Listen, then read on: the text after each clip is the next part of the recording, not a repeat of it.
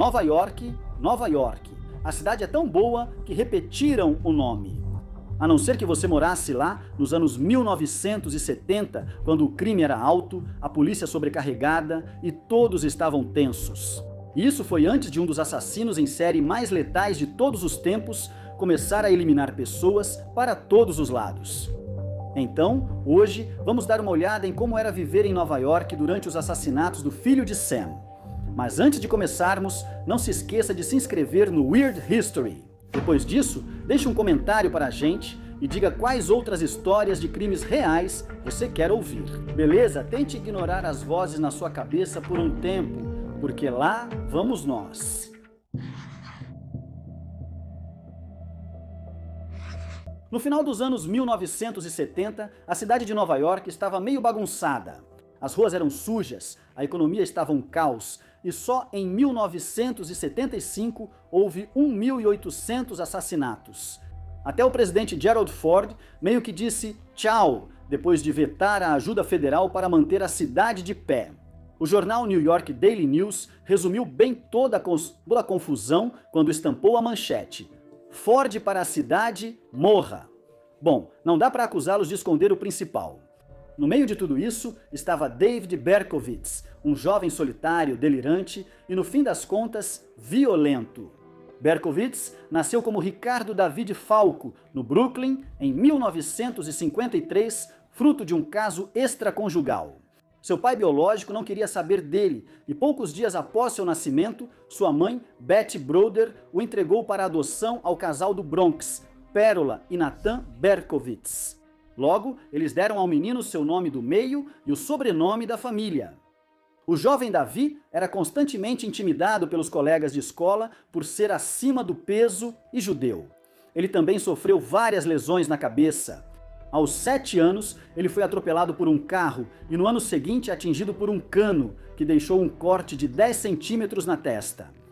Talvez por isso, ele perdeu o interesse nos estudos e começou a se envolver em pequenos crimes, como furtos e incêndios criminosos.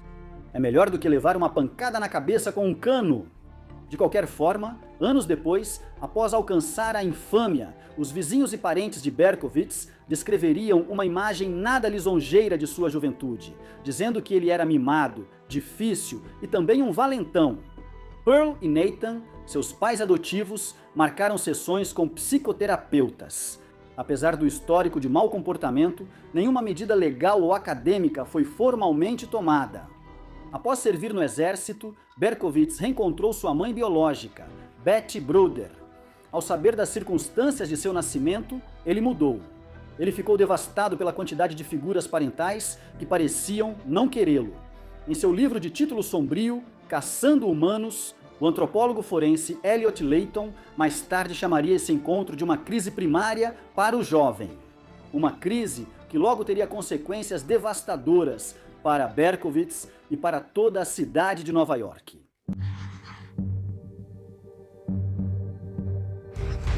Na véspera de Natal de 1975, David Berkowitz perseguiu e esfaqueou 2 jovens com uma faca de caça em ataques separados, ambos ocorridos na Co-op City, no Bronx. Os crimes não foram denunciados, mas anos depois, ao ser capturado, o próprio Berkowitz contou à polícia e eles identificaram uma vítima. Foi a primeira vez que Berkowitz cometeu um crime violento, mas estaria longe de ser a última. Em 29 de julho de 1976, Berkowitz estacionou seu carro perto de uma boate em New Rochelle, chamada Peachtree, e atirou em 2 profissionais da área médica. Dona Láurea, de 18 anos, técnica em emergências médicas, foi morta instantaneamente. Jode Valente, de 19 anos, enfermeira, sobreviveu ao ataque, mas disse que não reconheceu o agressor. Em outubro do mesmo ano, Carl DeDinardo, 21, e Rosemary Keenan, 18, estavam em seu carro estacionado ao lado do Bound Park, quando foram atingidos por tiros. Ambas as vítimas sobreviveram, mas DeDinardo precisaria de uma placa de metal para substituir parte do seu crânio. No mês seguinte, as estudantes do ensino médio Donna DeMasi e Joanne Lomino estavam conversando na varanda de Lomino, em Floral Park, quando um jovem vestindo uniforme militar se aproximou, atirou nas duas e fugiu. Tanto De Masi quanto Lomino sobreviveram, mas Lomino ficou paraplégica. Em janeiro de 1977, a secretária Christine Freund e seu noivo John Diehl estavam sentados em seu carro estacionado perto da estação Forest Hills da Long Island Railroad, quando, de repente, foram atingidos por vários tiros. Diehl sobreviveu ao ataque, mas Freund morreu horas depois no hospital. Foi após o ataque a Freund e Diehl que a polícia finalmente fez uma declaração pública, afirmando que todos os crimes mencionados provavelmente foram cometidos pela mesma pessoa ou pessoas. Eles disseram crer que o assassino buscava mulheres jovens de cabelo castanho e divulgaram um retrato falado com 2 suspeitos, um de cabelo preto e outro loiro, por causa de relatos divergentes das sobreviventes. 2 meses depois, em março de 1977, a estudante universitária Virginia Voskarichian estava voltando para a casa da Universidade Columbia quando Berkowitz apareceu e atirou nela. Ela morreu instantaneamente. Depois disso, o prefeito de Nova York, Abraham Beame, deu uma coletiva de imprensa sobre os assassinatos. O público e a mídia estavam em alvoroço e tabloides como o New York Daily News e o New York Post publicavam artigos gráficos quase todos os dias. Eles apelidaram Berkowitz de assassino do calibre .44, mas logo ele mesmo se daria um novo apelido.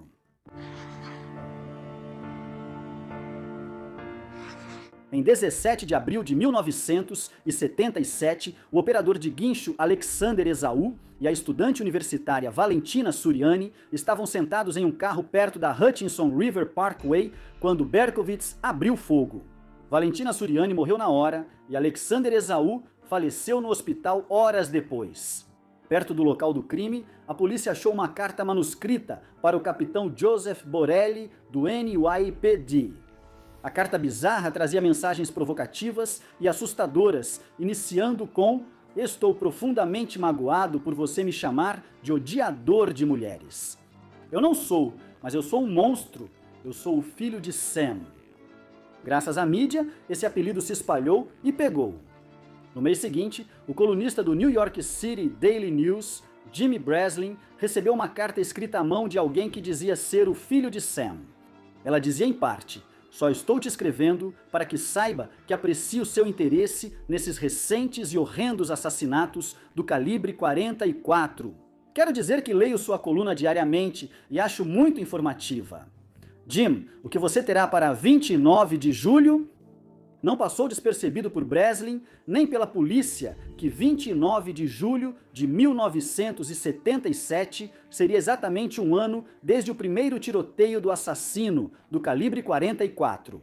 E parecia claro que Berkowitz tinha algo sinistro planejado para esse aniversário macabro. Apesar de terem sido criticados pelo próprio filho de Sam por seu sensacionalismo, o Daily News publicou a carta. O público, aterrorizado e desesperado por informações, comprou tudo e a edição vendeu mais de 1,1 milhão de cópias, o maior número de qualquer edição do Daily News até hoje. Enquanto isso, os assassinatos continuaram. Em 26 de junho de 1977, Berkowitz atirou em Salvatore Lupo e Judy Placido quando eles estavam saindo da boate Eliphas, no Queens. As 2 vítimas sobreviveram, mas não viram o rosto do agressor. Então, em 31 de julho de 1977, 2 dias após o aniversário, o filho de Sam avisou Breslin para ficar longe. A secretária Stacy Moskowitz e o vendedor Robert Violante estavam sentados em um carro perto de um parque em Bath Beach, quando Berkowitz se aproximou e abriu fogo. Violante sobreviveu, mas perdeu o olho esquerdo. Moskowitz, até então a única vítima loira de Berkowitz, perdeu a vida.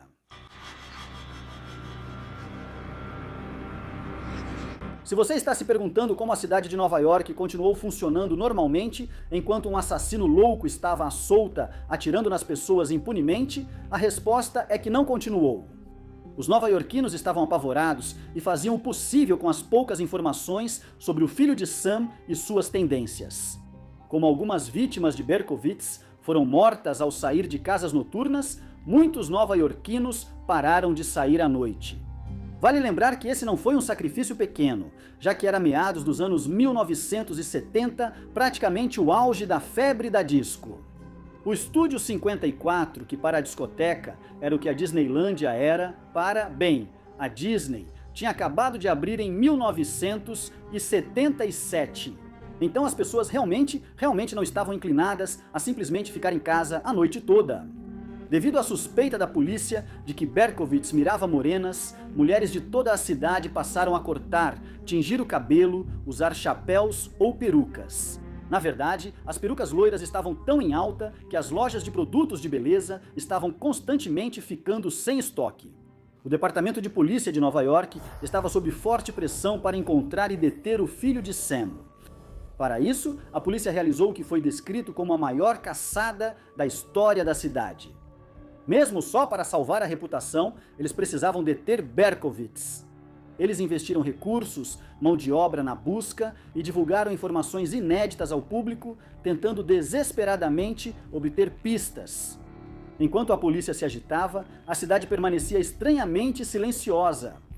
A jornalista Joan Boyd, que morava em Sunnyside, Queens, no verão de 1977, mais tarde, lembrou que suas caminhadas pelo bairro eram marcadas pelo vazio e pelo silêncio.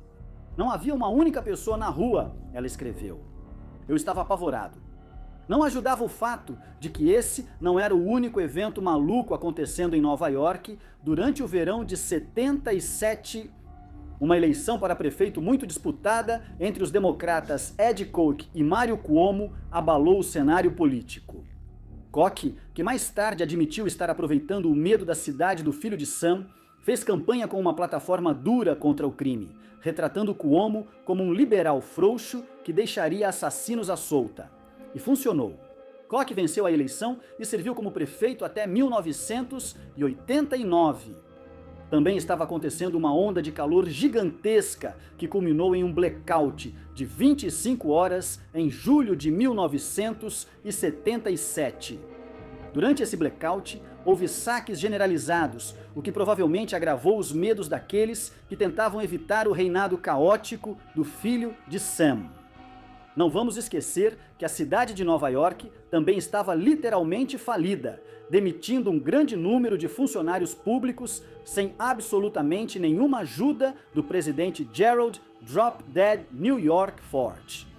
E para completar o terror, entrou em cena o magnata da mídia Rupert Murdoch, que mais tarde transformaria a Fox News em uma meca conservadora. Em 1977, ele havia acabado de comprar o New York Post e estava ocupado transformando-o em tabloide, alimentando todas as chamas citadas antes, especialmente os assassinatos do filho de Sam. Onde está o Homem-Aranha quando precisamos dele? Em agosto de 1977, Cecilia Davis estava passeando com seu cachorro nas proximidades da cena do tiroteio de Moscovitz e Violante quando percebeu um policial multando um carro estacionado. Momentos depois, ela viu um homem suspeito com um objeto escuro se aproximar do carro antes de notar sua presença com interesse. Sabiamente, Davis saiu dali o mais rápido possível, voltando para a relativa segurança de sua casa, onde imediatamente ouviu tiros sendo disparados na rua do lado de fora. 4 dias depois, ela procurou a polícia e relatou o ocorrido. Com essas informações, o NYPD checou os donos de todos os carros multados naquela noite. Entre eles estava um Ford Galaxy amarelo de 1970, pertencente ao carteiro do Serviço Postal dos Estados Unidos, David Berkowitz. Quando o detetive James Justice ligou para o Departamento de Polícia de Yonkers para agendar uma entrevista com David Berkowitz, o operador da polícia, Wicar, na verdade reconheceu o nome, no que deve ser uma das coincidências mais incríveis de todos os tempos. Wicar era vizinha de David Berkowitz e aparentemente ele atirou no cachorro do pai dela. E neste ponto, provavelmente devemos mencionar o nome do pai dela, Sam Carr. Isso mesmo, o policial que identificou o filho de Sam estava conversando com a filha de Sam. E era o mesmo Sam, a figura paterna que irritou Berkowitz o suficiente para levá-lo à violência. Temos que imaginar que, se Justice estivesse bebendo algo quando ouviu a notícia, ele teria cuspido tudo de surpresa. No dia seguinte, policiais entraram no carro estacionado de Berkowitz e encontraram uma arma, munição, mapas das cenas dos crimes e cartas ameaçadoras para os policiais. Poderia ser uma declaração assinada: "Eu sou o assassino em série, filho de Sam." Mais tarde, policiais viram Berkowitz sair do prédio e entrar em seu carro. O sargento William Gardella se aproximou do carro, apontou a arma para Berkowitz, que apenas sorriu e disse: "Vocês me pegaram." E com isso, o verão de Sam chegou ao fim. Berkowitz seria condenado a 6 penas de prisão perpétua consecutivas, totalizando 547 anos. Ele está preso desde então e já sofreu várias tentativas de assassinato. O próprio Berkowitz, no entanto, é considerado um prisioneiro exemplar, tendo se convertido ao cristianismo, ajudado outros detentos com sua fé e dado declarações que parecem refletir remorso. Ele tem direito à liberdade condicional a cada 2 anos, mas costuma abrir mão das audiências, dizendo que merece ficar preso para sempre. Não podemos discordar. E aí, o que você acha? Você esteve por aí no verão de Sam? Conta nos comentários. Aproveite e veja outros vídeos da nossa história bizarra.